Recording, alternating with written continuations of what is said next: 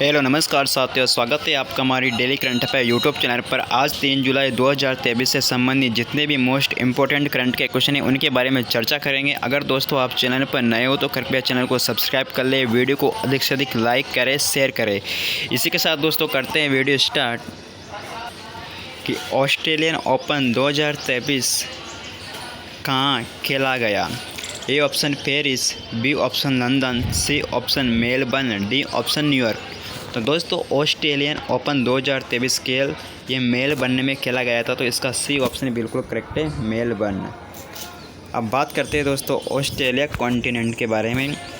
Australia continent इसकी खोज able तस्मान और जेम्स कुक द्वारा की गई थी, और ऑस्ट्रेलिया और उसके आसपास के जो 22 देश व समूह है इनको मिलाकर ओशनिया कहलाता है। अब ऑस्ट्रेलिया महाद्वीप के उपनाम के बारे में बात करते हैं दोस्तों। तो ऑस्ट्रेलिया महाद्वीप को द्वीपीय महाद्वीप के नाम से जाना जाता है, एकमात्र देशीय महाद्वीप है, और इसे प्यासी भूमि का देश भी कहा जाता है, और the land of golden palace के नाम से भी ऑस्ट्रेलिया महाद्वीप को जाना जाता है। इसी के साथ दोस्तों बात करते हैं कि यह विश्व का सबसे छोटा महाद्वीप है जिसके मध्य से मकर रेखा गुजरती है। अब ऑस्ट्रेलिया के तटीय शहरों के बारे में बात कर लेते हैं। तो दोस्तों इसके ट्रिक है BSc MA PhD किया, BSc फिर MA फिर PhD किया। B से ब्रिस्बेन, S से सिडनी, C से कैनबरा, M से मेलबोर्न, A से एडिलेड, P से पर्थ और SD से डार्विन। तो ये इसके ऑस्ट्रेलिया के प्रमुख तटीय शहर है। इसी के साथ दोस्तों बात करते हैं ऑस्ट्रेलिया के मरुस्थल के बारे में। तो ग्रेट ऑस्ट्रेलियन डेजर्ट ये ऑस्ट्रेलिया के पश्चिम में स्थित सहारा मरुस्थल के बाद विश्व का दूसरा सबसे बड़ा मरुस्थल है, और इसके 4 भाग हैं। फर्स्ट विक्टोरिया मरुस्थल, दूसरा ग्रेट सैंडी, तीसरा सिम्पसन, चौथा गिब्सन। यह मरुस्थल 2/3 भाग पर मरुस्थल होने के कारण यहाँ शुष्क जलवायु दशाएं विद्यमान है। इस कारण से इसे प्यासी भूमि का देश कहा जाता है, और यहाँ वर्षा बहुत कम होती है। इसी के साथ दोस्तों बात करते हैं ग्रेट बैरियर रीफ। यह ऑस्ट्रेलिया के पूर्व में स्थित क्वींसलैंड राज्य के तटीय क्षेत्रों में मूंगा और कोरल से निर्मित महान अवरोधक भित्ति स्थित है, जो कि विश्व में सर्वाधिक जैव विविधता वाले क्षेत्र है। यानी कि जो ग्रेट बैरियर रीफ है ये ऑस्ट्रेलिया में सर्वाधिक जैव विविधता वाला क्षेत्र है। अब बात करते हैं दोस्तों अगले क्वेश्चन के बारे में कि हाल ही में सीनियर महिला राष्ट्रीय फुटबॉल चैंपियनशिप किसने जीती। A option Manipur, B option Tamil Nadu, C option Bengaluru, D option Chennai. तो दोस्तों अभी हाल ही में सीनियर महिला राष्ट्रीय फुटबॉल चैंपियनशिप तमिलनाडु ने जीती है, तो इसका बी ऑप्शन बिल्कुल करेक्ट है, तमिलनाडु। इसी के साथ दोस्तों बात करते हैं कि भारत की पहली पुलिस ड्रोन यूनिट किस शहर में लॉन्च की गई। A option Ranchi, B option Chennai, C option Kolkata, D option Mumbai. तो भारत की पहली पुलिस ड्रोन यूनिट चेन्नई में लॉन्च की गई है, तो इसका बी ऑप्शन बिल्कुल करेक्ट है, चेन्नई। इसी के साथ दोस्तों बात करते हैं अगले क्वेश्चन की अमेरिकी द्वारा प्रमाणित विश्व की पहली इलेक्ट्रॉनिक फ्लाइंग कार का नाम क्या है। A option alpha mode A, B option mode B, C option E Tesla MC, D option PHEVTS।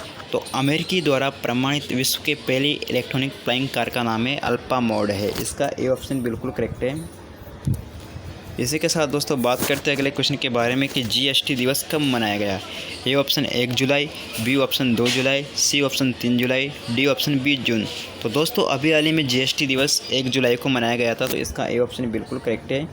अब बात करते हैं दोस्तों इससे संबंधित तथ्यों के बारे में। तो 1 जुलाई को GST दिवस, और 1 जुलाई को SBI का स्थापना दिवस, और 1 जुलाई को चिकित्सक दिवस मनाया जाता है। अब बात करते हैं दोस्तों अगले क्वेश्चन की कि उत्तरी अमेरिका महाद्वीप की सबसे ऊंची चोटी कौन सी है। A option Mount Batten, B option Mount Whitney, C option Robson, D option McKinley. तो उत्तरी अमेरिका महाद्वीप की सबसे ऊंची चोटी का नाम है मैकिन्ले, इसका डी ऑप्शन बिल्कुल करेक्ट है। इसी के साथ दोस्तों बात करते हैं उत्तरी अमेरिका महाद्वीप के बारे में। तो इसकी खोज क्रिस्टोफर कोलंबस के द्वारा 1492 में की गई थी। इसका नामकरण अमेरिगो वेस्पूसी के नाम पर, जो कि पुर्तगाली नाविक के नाम पर किया गया था। इसका उपनाम है दोस्तों, इसको नई दुनिया का देश और त्रिभुजाकार महाद्वीप के नाम से जाना जाता है। अब दोस्तों बात करते हैं उत्तरी अमेरिका के प्रमुख पर्वत श्रेणियों के बारे में। तो ब्रुक श्रेणी, इसे पश्चिमी कोर्डेरा के नाम से जाना जाता है, और ये माउंट मैकिन्ले ये उत्तरी अमेरिका की सर्वोच्च चोटी है। माउंट लगान एक कनाडा की सर्वोच्च चोटी है और माउंट एल्बर्ट ये रॉकी पर्वत श्रृंखला की सर्वोच्च चोटी है। इसी के साथ दोस्तों बात करते हैं अगले पॉइंट के बारे में। माउंट मिचेल यह अपलेशन पर्वतमाला की सर्वोच्च चोटी मानी जाती है। माउंट व्हिटनी एक कास्केड श्रेणी के दक्षिण भाग में स्थित है और माउंट रेनियर एक कास्केड श्रेणी के सर्वोच्च शिखर है। इसी के साथ दोस्तों बात करते हैं उत्तरी अमेरिका महाद्वीप के प्रमुख झीलें के बारे में। जैसे सुपियर झील यह विश्व की सबसे बड़ी मीठे पानी की झील है और ईमानी द्वारा निर्मित है। यूएसए व कनाडा की सीमा पर स्थित है। इसी के साथ दोस्तों मिशिगन झील यह पूर्णतः यूएसए में स्थित है और इसे पश्चिमी तट पर शिकागो, गेरी आदि नगर स्थित है। हुरन झील यह यूएसए और कनाडा की सीमा पर स्थित है। हुरन झील। इसी के साथ दोस्तों बात करते हैं अन्य झीलों के बारे में। ईरी झील यह कनाडा और यूएसए की सीमा पर स्थित है। इसी के साथ ओंटारियो झील यह कनाडा व यूएसए के मध्य स्थित मीठे पानी की झील है। इसी के साथ दोस्तों बढ़ते अगले पॉइंट की तरफ। उपरोक्त पाँचों झीलों को ग्रेट पाइप लेक्स कहा जाता है। इसी के साथ दोस्तों बात करते उत्तरी अमेरिका के प्रमुख खाड़ियों के बारे में। ग्वाटेमाला की खाड़ी यह क्यूबा में स्थित है। बेपिन की खाड़ी यह ग्रीनलैंड बेपिन द्वीप के मध्य स्थित है। और बात करते हैं दोस्तों मेक्सिको की खाड़ी मेक्सिको में। और हडसन की खाड़ी यह कनाडा के उत्तर में स्थित है। और फंडी की खाड़ी यह विश्व का सबसे ऊंचा ज्वार इसी में आता है, फंडी की खाड़ी में। इसी के साथ दोस्तों बात करते हैं अगले क्वेश्चन के बारे में कि हाल ही में जारी फीफा विश्व रैंकिंग के अनुसार भारतीय पुस्तकालय फुटबॉल टीम के वर्तमान रैंकिंग क्या है। तो भारतीय इसकी रैंकिंग है दोस्तों 100।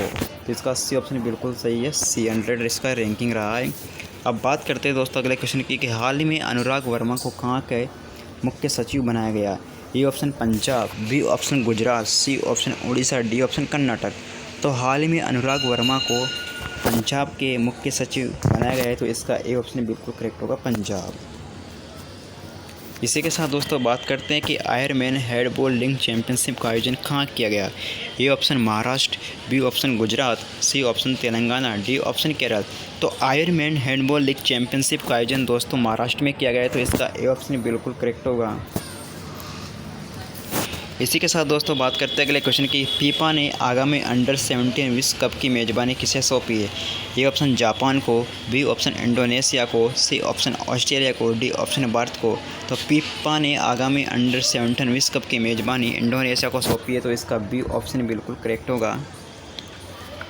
इसी के साथ दोस्तों बात करते हैं कि हाल ही में ब्रिटिश पीएम ऋषि सुनक द्वारा पॉइंट ऑफ लाइट पुरस्कार से किसे सम्मानित किया गया। A option Rajvinder Singh, B option Lalit Natarajan, C option Arundhati Roy, D option S N Nitya Abraham.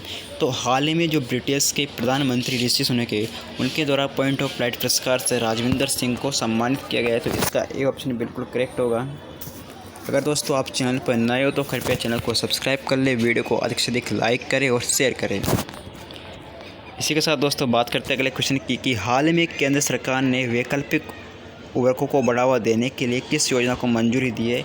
A option PM प्रणाम योजना, बी ऑप्शन पीएम अटल योजना, सी ऑप्शन पीएम भाग्यश्री योजना, डी ऑप्शन पीएम बीमा योजना।